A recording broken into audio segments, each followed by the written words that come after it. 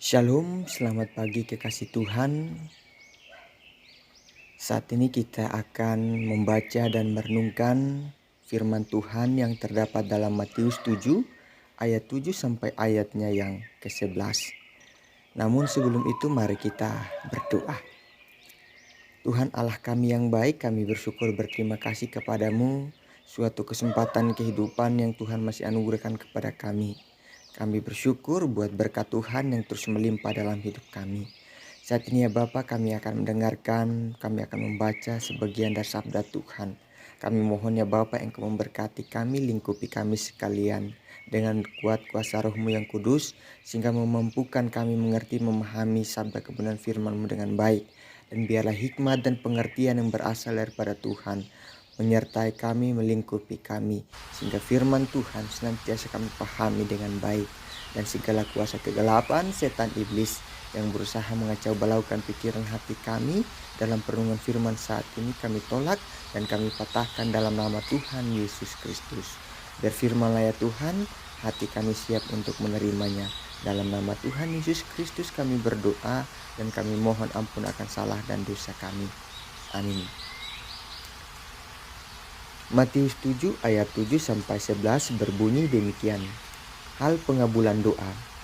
Mintalah maka akan diberikan kepadamu, carilah maka kamu akan mendapat, ketoklah maka pintu akan dibukakan bagimu. Karena setiap orang yang meminta menerima, dan setiap orang yang mencari mendapat, dan setiap orang yang mengetok baginya pintu dibukakan. Adakah seorang daripadamu yang memberi batu kepada anaknya jika ia meminta roti, atau memberi ular jika ia meminta ikan? Jadi jika kamu yang jahat tak memberi pemberian yang baik kepada anak-anakmu, apalagi Bapamu yang di surga, ia akan memberikan yang baik kepada mereka yang meminta kepadanya. Berbahagialah kita yang senantiasa mau membaca mendengarkan sabda kebenaran Tuhan, tetapi akan jauh lebih berbahagia lagi jika kita mampu menjadi pelaku-pelaku firman dalam hari-hari hidup kita. Nah, saudara yang terkasih, tema perenungan kita saat ini ialah doa yang tulus. Kita pasti pernah mendengar sebuah lagu yang berbunyi demikian. Saat mata dipejamkan, saat kita teduh dalam doa, kita berbicara dan mengadu padanya tentang hidup, tentang segalanya. Ceritakanlah semua beban hidupmu di dalam doa, serahkanlah padanya. Doa adalah jembatan bagi kita untuk bersatu dengan Tuhan kita. Sebuah nyanyian rohani yang mengajarkan kita bahwa doa adalah sebuah alat komunikasi, alat penghubung kita dengan Tuhan setiap saat. Kalau dalam kehidupan kita sebagai manusia, tentunya pasti alat komunikasi kita dengan sesama kita sebagai manusia adalah handphone. Nah, dalam bacaan kita saat ini, saudara-saudara yang terkasih dalam Tuhan, Matius 7 ayat 7 sampai 11 mengajarkan bagaimana setiap orang percaya harus dapat melakukan hal benar dan sesuai di hadapan Allah dengan melakukan ibadah yang sejati. Berdoa juga adalah bagian dari ibadah yang sejati. Maka doa harus menjadi prinsip orang percaya guna memperoleh apa yang dibutuhkan, terutama soal anugerahnya. Selain itu, Kristus juga mengajarkan agar tetap menjaga perilaku hidup di dalam doa, agar tidak seperti orang Farisi atau orang munafik yang selalu membenarkan diri dalam doa-doa mereka dan cara-cara mereka. Dalam perenungan kita saat ini terdapat 3 hal penting yang harus diperhatikan dan dilakukan terkait doa sesuai dengan perintah, yakni meminta, mencari, dan mengetok. Yang pertama, saudara yang terkasih, adalah meminta. Meminta berarti mengemukakan segala kebutuhan dan beban hidup kita kepada Allah, menyerahkan diri kita sepenuhnya untuk mendapat kebutuhan dan persediaan hidup sesuai dengan janji Allah. Itu berarti berdoa meminta segala sesuatu yang bersumber dari Allah.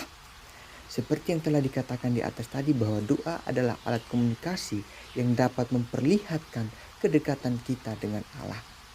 Meminta dalam doa juga meyakini bahwa kuasa Tuhan dalam hidup kita sebagai sumber kehidupan kita yang perlu kita syukuri. Dan pada bagian yang kedua ialah mencari. Dalam bagian kedua ini, saudara yang terkasih, Yesus Kristus menuntut kita untuk tidak hanya meminta, tetapi juga kita harus selalu mendukung setiap doa-doa kita dengan sebuah usaha dan upaya. Kita harus mencari apa yang kita minta dengan sebuah usaha supaya kita tidak mencobai Allah. Yang kita sering sebutkan ialah ora et labora, berarti berdoa dan bekerja. Tetapi tidak cukup sampai di situ, saudara yang terkasih. Tidak cukup hanya ora et labora, tetapi juga ialah ora et labora et ora, berdoa, bekerja, dan berdoa. Dan yang ketiga ialah mengetok. Sebagai orang percaya kita harus selalu datang di hadapan pintu Allah, mengetuk dengan sungguh-sungguh, bukan hanya berdoa, tetapi juga memohon dan bergumul bersama dengan Allah. Kita harus mencari dengan tekun, kita harus terus mengetuk dalam doa, harus bersabar sampai akhir Tuhan menjawab doa kita. Inilah janji yang diberikan jika kita benar-benar berusaha dalam doa, maka tidak akan ada kesia-siaan. Apabila Allah menjumpai hati yang berdoa, maka ia akan dijumpai sebagai Allah yang mendengar doa kita. Tuhan akan memberikan damai sejahtera. Perintah Tuhan memang 3 kali lipat, tetapi janji-janjinya saudara yang terkasih bagi kita yang akan kita terima 6 kali lipat, bahkan lebih. Karena keyakinan yang kuat pula terhadap sebuah janji akan membuat kita gembira dan taat. Apapun yang kita doakan sesuai janji Tuhan dari yang kita minta, maka Tuhan akan memberikan yang kita minta jika Allah menganggapnya baik bagi kita. Jadi ketika kita berdoa saudara yang terkasih, kita hanya meminta tetapi tidak memaksakan kehendak Allah. Kita tidak menuntut dengan berlebihan kepada Allah. Karena segala sesuatu apa yang Tuhan minta adalah yang Tuhan berikan kepada kita adalah sesuai dengan kehendaknya bagi kita.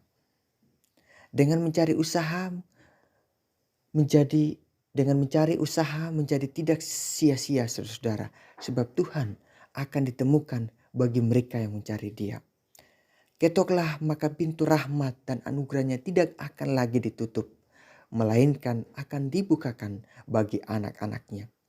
Jika pintu tidak dibukakan pada ketukan pertama, maka ketuklah terus menerus di dalam doa. Janji-janji itu kemudian saudara yang terkasih digambarkan dengan membandingkan dengan orang tua di dunia yang dengan sendirinya akan memberikan kepada anak-anaknya apa yang diminta. Maka kita juga harus datang kepada Yesus Kristus sebagai anak-anak menghadap seorang Bapa di surga dengan rasa hormat dan penuh keyakinan. Kita harus datang kepada Tuhan untuk meminta hal-hal baik sebab Ia memberikan yang baik bagi mereka yang membutuhkan. Dalam hubungannya dengan kita, Allah telah menganggap dirinya sebagai seorang Bapa dan mengakui kita sebagai anak-anaknya. Allah tahu apa yang kita inginkan dan apa yang sesuai bagi kita. Sebab Dia adalah Allah yang mengasihi kita di dalam Kristus selamanya dan hidup selamanya. Amin. Kita sudah mendengarkan kebenaran firman Tuhan saat ini. Untuk itu, kemari lagi kita berdoa. Terima kasih ya Bapa buat kebenaran firman-Mu yang sudah begitu memberkati kami pada saat ini. Biarlah ya Bapa firman-Mu yang sudah kami baca, dengar dan renungkan bersama dapat kami jadikan pedoman ketika kami melangkah. Agar kami senantiasa menjadi orang-orang yang senantiasa berdoa dengan tulus, berdoa dengan penuh penyerahan diri kepada Tuhan, dan berdoa dan penuh percaya kepada Tuhan. Dan kami percaya bahwa ketika kami begitu dekat dengan Tuhan, Tuhan akan senantiasa menghibur kami, mencukupkan segala apa yang kami butuhkan. Dan biarlah segala sesuatu ya Bapa terjadi sesuai dengan kehendak-Mu. Jadilah kehendak-Mu dalam hidup kami, jadilah seturut dengan apa yang Tuhan kehendaki. Karena kami percaya keputusan dan kehendak Tuhanlah yang terbaik bagi hidup kami. Ajarlah kami untuk melakukan firman-Mu dengan taat dan setia. Dalam nama Tuhan Yesus Kristus kami berdoa. Amin. Demikianlah akan perenungan firman Tuhan saat ini. Selamat berbahagia, Tuhan menolong memberkati kita. Shalom.